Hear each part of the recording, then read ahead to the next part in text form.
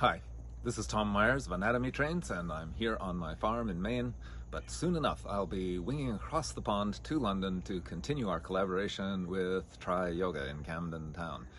November 12th, I'll be doing a course on emotional resilience and bodily resilience, and how fascial resilience and bodily resilience and emotional resilience are related in terms of therapy and training.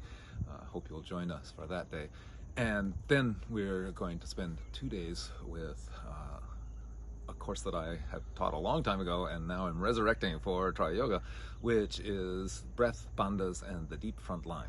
Now, I am not a yoga expert, and I cannot give you the spiritual background for the bandhas. It's going to be the anatomical part of our core that starts with the pelvic floor, goes up to the diaphragm and the structures around that, and then up to the neck that supports our head. It's a trope for me to hang an exploration of our body's core, and we'll be accompanying that with dissections, with palpations, with exercises, all kinds of ways of figuring out where in your core you are alert and where in your core you might use a little more life.